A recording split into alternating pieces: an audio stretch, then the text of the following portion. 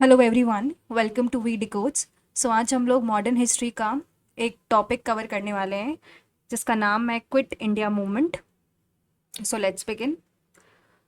तो हम लोग स्टार्ट करते हैं इसके कब हुआ था। तो जो क्विट इंडिया मूवमेंट हुआ था वो 1942 में हुआ था।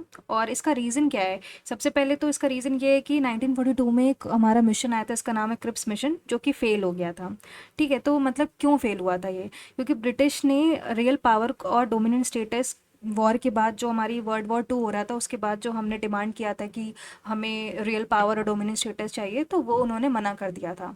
ठीक है। फिर उसके बाद वर्ल्ड वॉर 2 के इफेक्ट्स क्या हुए थे कि इंडिया को बिना उसके कंसेंट के वर्ल्ड वॉर 2 में घसीटा गया था। मतलब Indians were not ready to take part in world war 2, but then also Britishers said them to take part in world war 2। तो एक ये रीज़न है।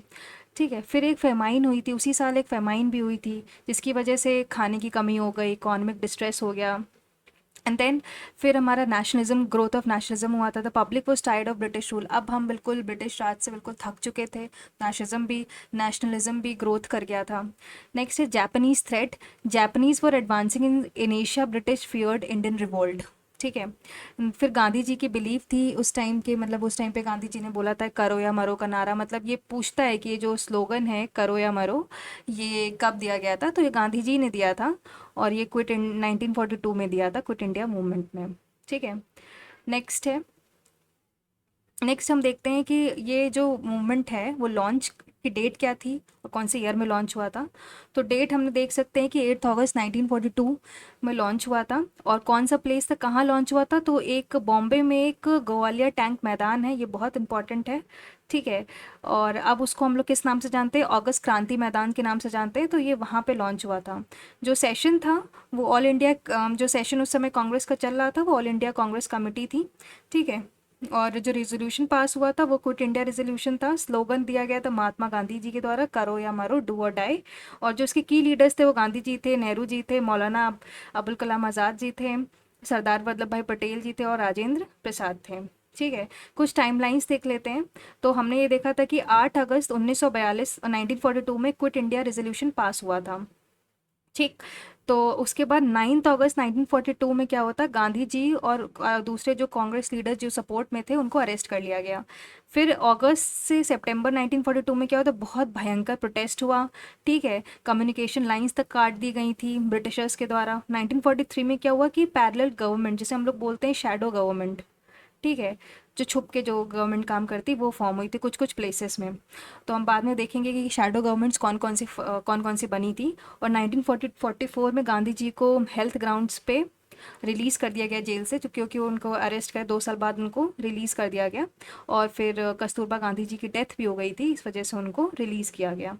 तो फीचर्स क्या थे मूवमेंट के? सबसे पहले तो बहुत ज़्यादा मास का पार्टिसिपेशन था। जो पीजेंट्स, वर्कर्स, स्टूडेंट्स, वुमेन, इन सब ने ज्वाइन किया, बढ़ बढ़ के हिस्सा लिया। वायलेंट इन नेचर था, बहुत ही वायलेंट था। कि मतलब पुलिस स्टेशन, रेलवे और पोस्ट ऑफिस, ये सब अटैक किए गए थे। कोई भी प्रॉपर लीडरशिप नहीं थी, ये इसका ड्रॉबैक है। ठीक है, कि कोई प्रॉपर लीडरशिप में नहीं किया गया था। ठीक। क्योंकि जितने भी टॉप लीडर्स थे, जैसे नेहरू जी, मतलब नेहरू जी हो गए, गांधी जी, इन सबको अरेस्ट कर लिया गया था तुरंत। ठीक है।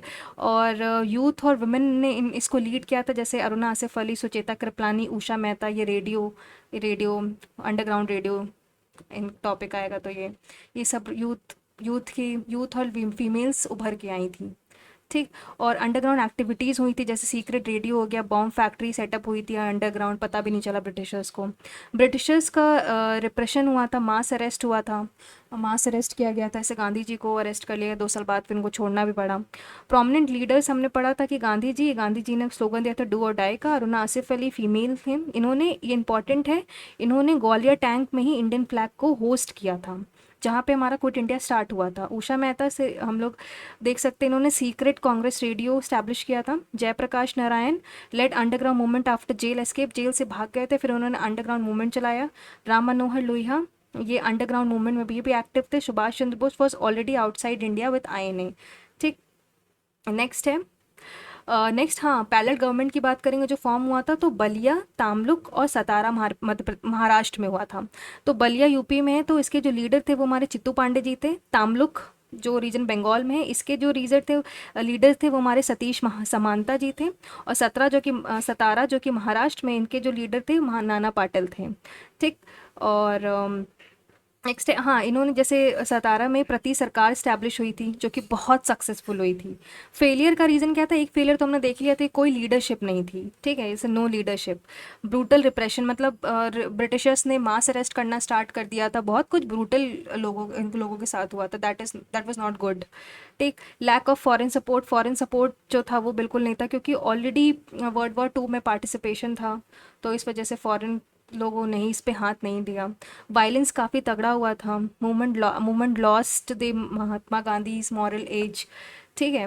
लैक ऑफ प्लानिंग, कोई प्रॉपर प्लानिंग थी, जैसे 8 अगस्त को लॉन्च हुआ, ठीक है, 8 अगस्त को, 9 अगस्त को अरेस्ट कर लिया बड़े बड़े लीडर्स को, तो कोई प्रॉपर प्लानिंग ही नहीं थी इसकी।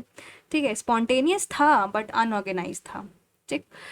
फिर सिग्निफिकेंस क्या था कि यहाँ से देखा कि सबसे आखिरी था जो mass movement, last mass movement था। ब्रिटिश एटीट्यूड चेंज हुआ। ठीक है, चेंज हुआ कि अब समझ में उनको आ गया था कि इंडिया जो है वो अब उनके थ्रू गवर्न करने नहीं योग्य है। ठीक। मतलब वो अब नहीं कर सकते हैं। मास मोबिलाइजेशन हुआ था, हमने यहाँ पे urban rural, urban women, students, इन सबको देखा था कि सब ये एक हो गए थे। यूथ लीडरशिप इमर्ज हुई थी। ठीक है। और विमेन का भी सपोर्ट देखा, जैसे अरुणा से फली हो गई। ठीक है, इनका हम लोग ने बढ़ चढ़ के हिस्सा देखा था, उषा मेहता हो गई। और मॉरल विक्ट्री। ठीक। So this was it for quit India movement. तो बहुत छोटा छोटा था, कब लॉन्च हुआ, कौन कौन से मेजर इसके लीडर्स थे, इम्पॉर्टेंट यही है। एंड मैंने बहुत डिटेल में समझा दिया है, सो दैट आपको कोई भी डाउट ना हो। So thank you guys for watching the video, and I hope आपको ये अच्छा लगेगा, एंड आप नेक्स्ट टॉपिक में भी ट्यून रहेंगे। Till then take care and stay healthy and stay fit. Thank you guys.